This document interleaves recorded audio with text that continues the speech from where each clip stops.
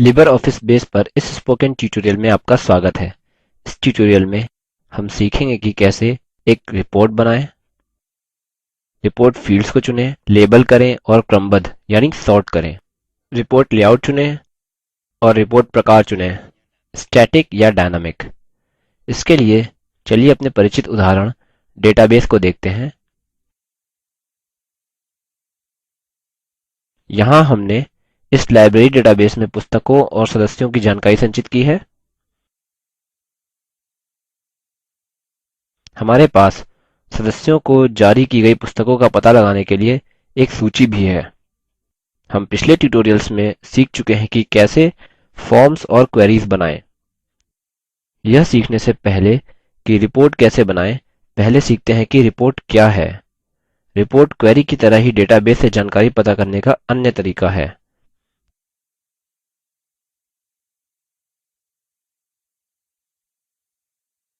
हम इसका लेआउट, रूप अपनी इच्छानुसार बना सकते हैं, जिससे कि यह पढ़ने में और कागज पर प्रिंट के लिए सरल हो।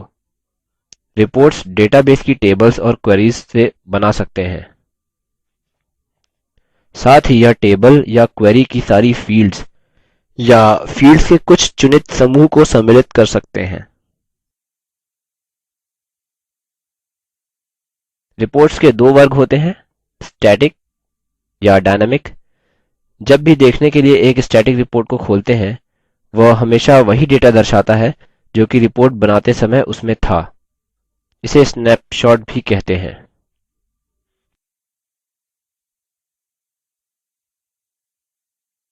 किंतु डायनामिक रिपोर्ट जब भी देखने के लिए खोली जाती है, हमेशा डेटाबेस का वर्तमान डेटा दर्शाती है।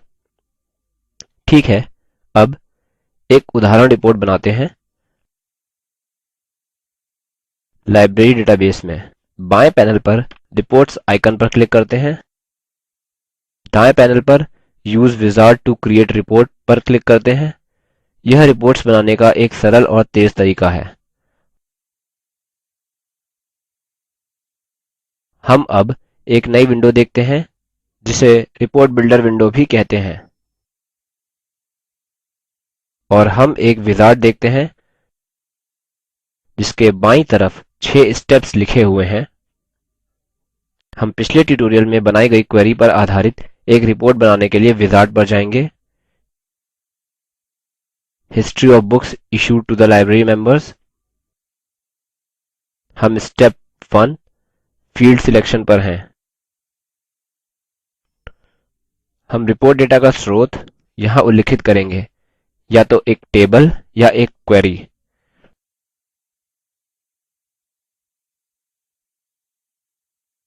ड्रॉप डाउन लिस्ट में सबसे ऊपर अपनी query history of books issued to members चुनते हैं। अब बायीं तरफ क्वेरी में से उपलब्ध फील्ड्स की एक सूची देखते हैं।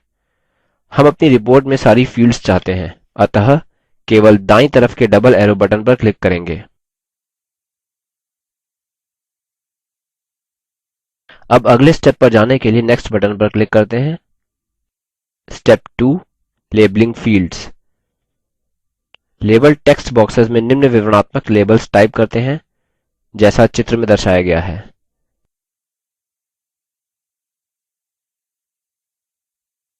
ठीक है, अब नेक्स्ट बटन पर क्लिक करते हैं।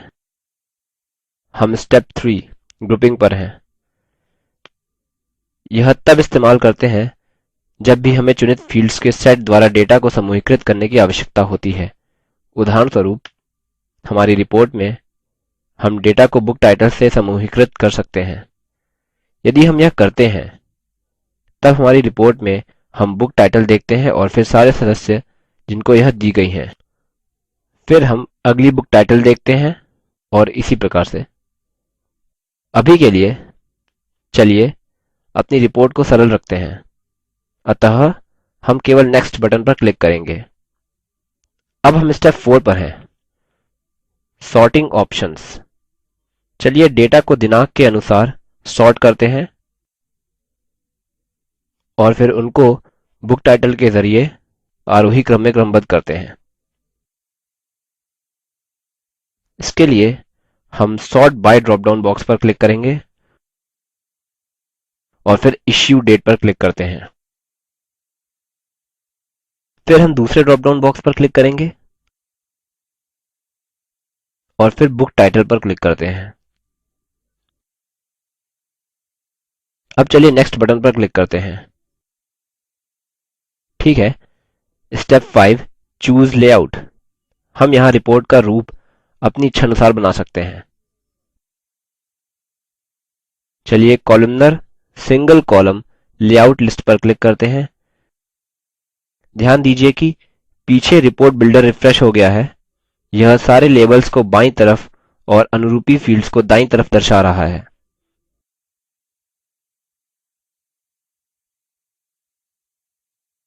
चलिए कॉलमनर 2 कॉलम्स पर क्लिक करते हैं। फिर से नीचे की विंडो 2 कॉलम लेआउट दर्शाने के लिए रिफ्रेश हो गई है।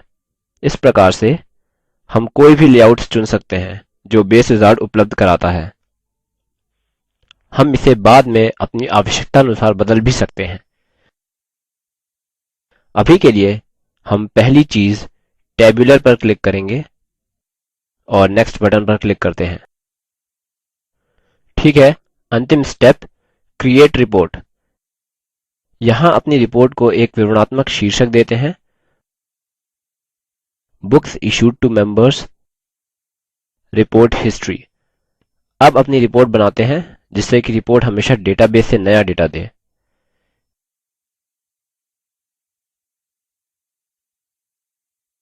इसके लिए डायनामिक रिपोर्ट विकल्प पर क्लिक करें। चूँकि जब भी हम देखने के लिए रिपोर्ट खोलेंगे हम हमेशा नया डेटा देखना पसंद करेंगे। ठीक है, हमने अपनी रिपोर्ट समाप्त कर ली। चलिए अब क्रिएट रिपोर्ट नाउ विकल्प पर क्लिक करते हैं और अंततः फिनिश बटन पर क्लिक करें। अब हम एक नई विंडो देखते हैं और यह रिपोर्ट है जिसे हमने अभी बनाया है। ध्यान दीजिए इसमें सबसे ऊपर बोल्ड अक्षरों में फील्ड लेबल्स हैं और असल डेटा सारणीबद्ध तरह से दर्ज है। साथ में यह भी ध्यान दीजिए कि यह इश्यू डेट फील्ड के जरिए आरोही क्रम में क्रमबद्ध है, अर्थात दिनांक के अनुसार और फिर बुक टाइटल के अनुसार आरोही क्रम में। अतः हमने लाइब्रेरी के सदस्यों को जारी की गई पुस्तकों की रिपोर्ट दिनांक के अनुसार बना ली है। अगले ट्यूटोरियल में हम सीखेंगे कि अपनी रिपोर्ट में कैसे बदलाव करें। यहाँ एक नियत कार्य है, लाइब्रेरी में सभी पुस्तकों की एक रिपोर्ट बनाइए जो कि पब्लिशर्स द्वारा समूहीकृत हों। दोनों ही पब्लिशर्स और बुक टाइटल्स को आरोही क्रम में होना आवश्यक है। कॉलमनर सिंगल कॉलम लेआउट का इस्तेमाल करिए। इसी के साथ हम लिबर ऑफिस बेस पर रिपोर्ट्स के इस ट्यूटोरियल की समाप्ति की ओर आ गए हैं। संक्षिप्त में हमने सीखा कि कैसे एक रिपोर्ट बनाएं, रिपोर्ट फील्ड्स को चुनें, लेबल और क्रमबद्ध करें, रिपोर्ट लेआउट को चुनें और रिपोर्ट टाइप स्टैटिक या डायनामिक चुनें। Spoken tutorial project talk to a teacher project का हिस्सा है। यह भारत सरकार के MHRD के ICT के माध्यम से राष्ट्रीय साक्षरता मिशन द्वारा समर्थित है। यह प्रोजेक्ट spoken-tutorial.org द्वारा संचालित है। इस पर अधिक जानकारी निम्न लिंक पर उपलब्ध है। IIT बॉम्बे की ओर से मैं रवि कुमार अब आपसे विदा लेता हूँ। हमसे जुड़ने के लिए धन्यवाद।